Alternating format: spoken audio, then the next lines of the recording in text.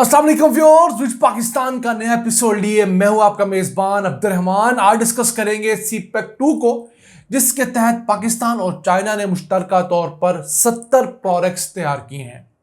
पाकिस्तान के वजीर मनसूबाबंदी एहसन इकबाल चाइना गए थे, जहां पर उन्होंने चाइना की national development and reforms commission के इश्तराक के साथ infrastructure, energy, economy, trade, agriculture, technology समेत कई फील्ड्स के अंदर 70 मुख्तलिफ प्रोडक्ट्स तैयार किए हैं।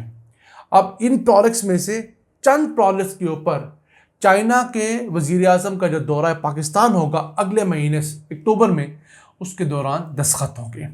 अब चाइनीज़ प्राइम मिनिस्टर पाकिस्तान आ रहे हैं, तो हम उन्हें खाली हाथ तो नहीं आने देंगे ना। वो आएंगे, उनके लिए लाजम है कि हमारे लिए कुछ लेते हैं। अब सवाल यहाँ पर यह पैदा होता है कि हम कौन से प्रोडक्ट्स उनसे इस साल मनवाते हैं।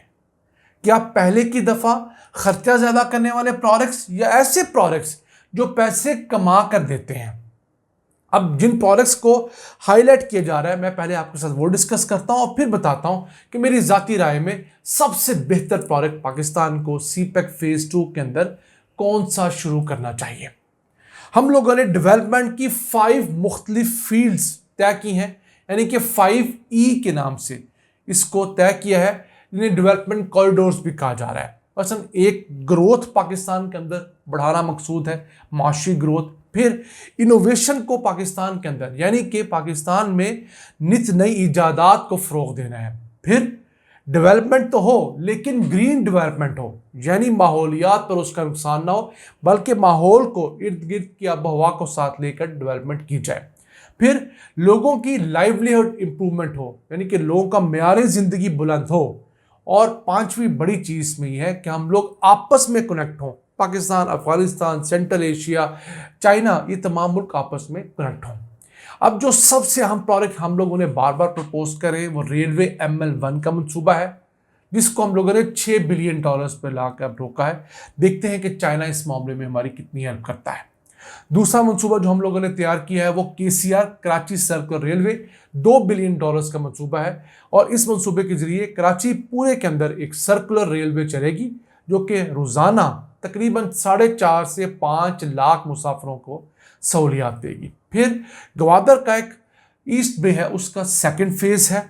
कराक्रम हाईवे के अंदर हम लोगों ने रीअलाइनमेंट का पैच जो रायकोट से थाकोट का है, उसे रखा है। इसके अलावा नेशनल ऑयल रिफाइनरी जो है, उसे अपग्रेड करना है, वो भी कोई 1 से $1.5 बिलियन का प्रोजेक्ट है। फिर पोर्ट कासम के ऊपर एक LNG टर्मिनल लगना है। इस LNG टर्मिनल के जरिए पाकिस्तान इंटरनेशनल सतह पर जो भी गैस इंपोर्ट करेगा, उसे यहाँ पर लाकर बड़े बड़े जो फैक्ट्रियाँ और कारखाने हैं उन्हें बेचा जाएगा, यानी कि बल्क कंज्यूमर के लिए ये LNG का टर्मिनल होगा। अब इसके साथ साथ टेक्निकल एजुकेशन के एक्सचेंज के प्रोग्राम डिज़ाइन किए गए हैं, यानी कि हमारे तालिब इल्म चाइना जाएँ, मुख्तलिफ़ किस्म के उलूम टेक्निकल जो होते हैं वो सीखें, वोकेशनल ट्रेनिंग के उलूम सीखें। इसके साथ साथ पाकिस्तान में जो सैलाब की वजह से एक बहुत बड़ा इंफ्रास्ट्रक्चर डैमेज हुआ है, लोगों के घर तबाह हुए हैं, उन्हें रिहेबिलिटेट करना है।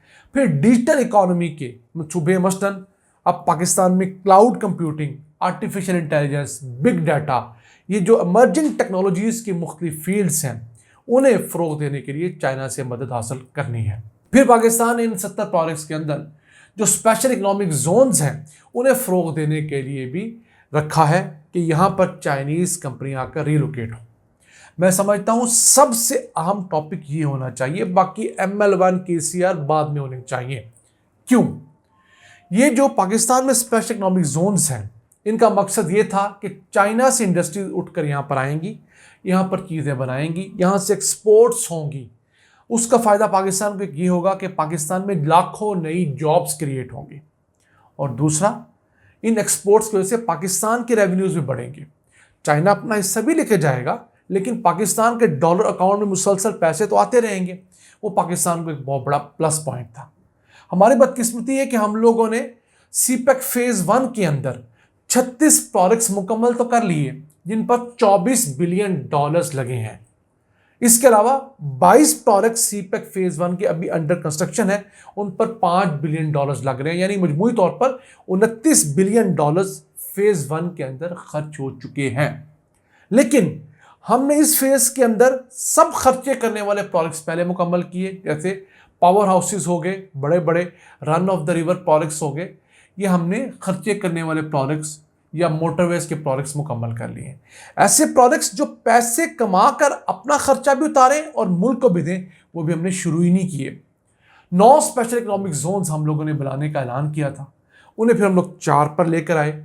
अब उनमें सिर्फ एक अलामा इकबाल इंडस्ट्रियल सिटी फैसलाबाद जो है वो 40-50% तक ऑक्यूपाई हो चुका है। बाकी Russia special economic zone, Nowshera Khyber Pakhtunkhwa और धाबेजी स्पेशल इकोनॉमिक जोन जो कि सिंध में है वो बहुत पीछे हैं।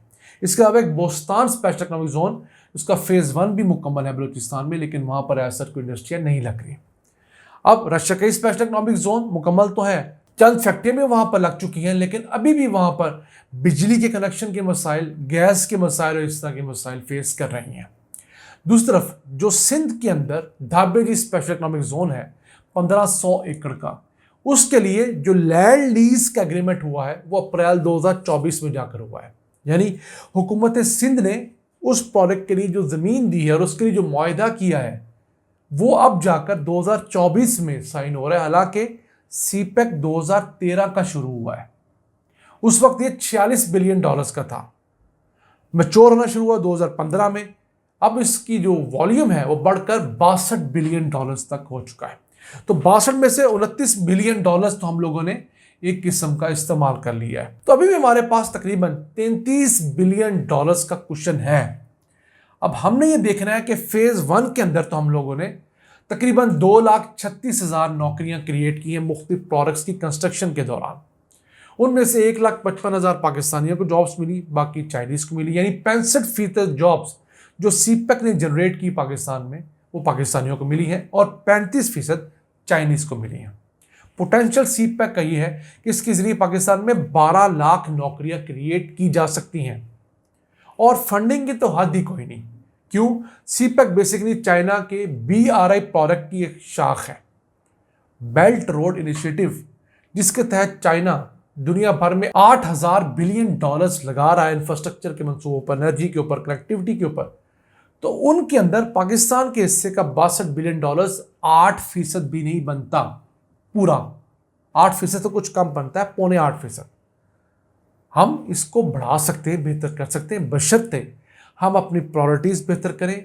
सबसे पहले हम लोग इस चीज़ को इंश्योर करवाएं कि वो बॉटलनेक्स कौन से हैं जिनकी वजह से चाइनीज़ कंपनियां पाकिस्तान में उस बड़ी तादाद में नहीं आ रही, इस बड़ी तादाद में वो फार ईस्ट के मुल्कों में, कंबोडिया जा रही हैं, वियतनाम जा रही है, बांग्लादेश वगैरह जा रही हैं। अगर हम ये फैक्ट्रियाँ पाकिस्तान में लाने में कामयाब हो जाते हैं तो यकीन कीजिए इन फैक्ट्रियों की वजह से आने वाले डॉलर पाकिस्तान में बहुत सारे मंसूबे खुद मुकम्मल कर लेंगे। फिर जब पाकिस्तान की अपनी इकॉनमी बेहतर होगी, पाकिस्तान के अंदर पैसा ज़्यादा आएगा, तो टैक्स कलेक्ट ज़्यादा होगा, तो हमें बार बार चाइना की तरफ नहीं देखना पड़ेगा। हमें खुददार मुल्क की तरह अपने कदमों पे खड़े होकर ये तमाम प्रोजेक्ट्स मुकम्मल कर पाएंगे। नाज़रीन, ये था आज का एपिसोड। हमें उम्मीद है आपको पसंद आया होगा। अपनी सजेशंस, अपनी आराज़ से हमें आगाह रखा करें। अपने मेज़बान अब्दुल रहमान को इजाज़त दीजिए। अल्लाह निगहबान।